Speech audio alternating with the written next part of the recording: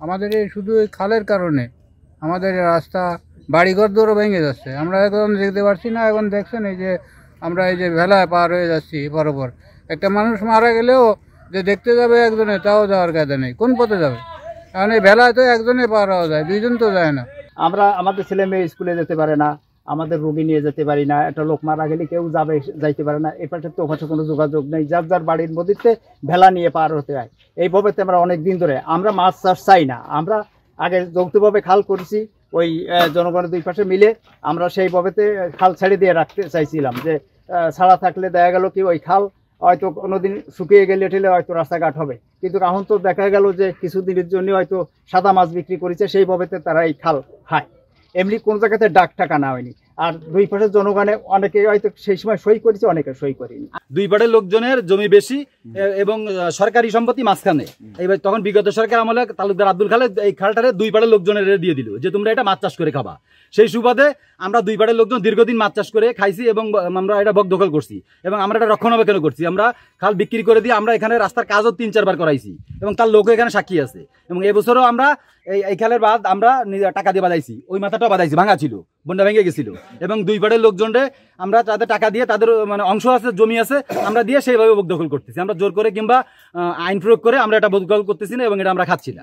এই জায়গায় যদি রাস্তাঘাট এভাবে আমরা যদি অনেক বছর মানে অনেক সময় ধরে জলের মধ্যে থাকে, আমাকে ছেলে মেয়ে কিছুদিন আগে 6 দিন আগে আমার একটা বাচ্চা টাইফয়েড ধরা পড়েছে আর কি, চিকিৎসা চলতেছে। আমরা অনেক সমস্যার মধ্যে আছি। এই জায়গায় যদি এইভাবে চলে তাহলে তো দাদা আছে খাল উন্মুক্ত থাক, সুইচ গেট বসাক, তাহলে জল সরবরাহ হবে, এই জায়গায় কোনো সমস্যা হবে না। আমরা কোনো কিছু ইয়ে করলে যারা খাল চাষ করে, মাছ চাষ করে, এরা আমাদের হুমকি দামকি দিয়ে বিভিন্ন ভাবে নির্যাতনের শিকার করে। ঠিক আছে, এরা বিভিন্ন ভয়ভীতি দেখায়। খালের দুই পাড়ে রাস্তা বানতে গেলে চাঁদা দিয়া লাগবে, টাকা দিয়া লাগবে, নতুবা পরবর্তীতে দেখাই দিবানি উপরের লেভেলের নেতাদের সাথে তাদের লিয়াজও আসছে। একটা উপর ঊর্ধ্বতন কর্মকর্তাকে আমাকে ভয়ভীতি দেখাইয়ে আমাদের এখানে বিভিন্ন ভয়ভীতি দিয়ে প্রলোভনের সৃষ্টি করে বিভিন্ন। বিগত 30-40 বছর ধরে দেখতেছি যারাই ক্ষমতায় আইছে তারাই শুধু এখানে মনে করেন এই খাল নিয়ে চিন্তা করছে। দুই পারে যে জনগণ আছে তাদের সুখ দুঃখ নিয়ে কেউ চিন্তা করে নাই।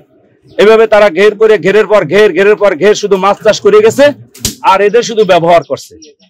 আমার পক্ষ থেকে এবং আমার এলাকার পক্ষ এবং জনগণের পক্ষ থেকে আমাদের একটাই দাবি, সেটা হচ্ছে এই দুই পারের মানুষ, এপারের রাস্তাটাও ঝুঁকির ভিতর আছে, ওপারের মানুষগুলো তো একেবারে খুব ঝুঁকির ভিতরে। তারা ভেলাই করে পার হয়, স্কুলে ছেলে মেয়ে ঠিক মতো স্কুলে যাইতে পারে না। একটা মানুষ যদি মারা যায় সেটা দাফনের ব্যবস্থাও করতে পারে না। এবার তো এই মানুষগুলো সম্পূর্ণ পানির তলে থাকতো যদি আমাদের এই বাস্তু সাহেব ওই ক্লাবের ওইখানে 6 লাখ টাকা নিজের 5-6 লাখ টাকা খরচ করে একটা কালভার্ট করে দিছে, সেইখান থেকে পানি নামছে, তারপরও মানুষ পানিবন্দী ছিল। আসলে সরকারি খাল অবৈধভাবে দখল করার কোনো সুযোগ নাই, মানে আর এটা খাল দখল করবে এই ব্যাপারে কখনোই প্রশাসন অনুমতি দিবে না। সরকারি খাল এটা জনসাধারণের জন্য সর্ব অবস্থায় উন্মুক্ত থাকার কথা। সেই হিসেবে এই বিষয়টা আমি অবগত ছিলাম না, আপনারা জানিয়েছেন। আমরা অবশ্যই এটি তদন্ত সাপেক্ষে আইনানুগ ব্যবস্থা গ্রহণ করব। এতদিন শুনছি চান্দে অমাবস্যা লাগে, আজকে দেখলাম সূর্যে অমাবস্যা লাগে।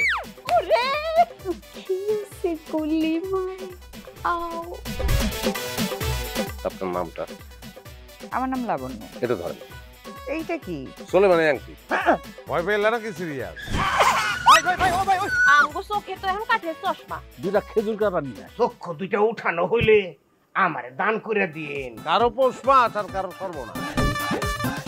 নাই রে নাই, আমার বাপে নাই। এই হারামজাদা, হাতে কি গ্রামের মাসে তোর আটকা জলিল কর। এই আমার ঘরে 3-3টা বউ এতিম হয়ে যেতাম। বস্তালা আবার ঢুকা। এই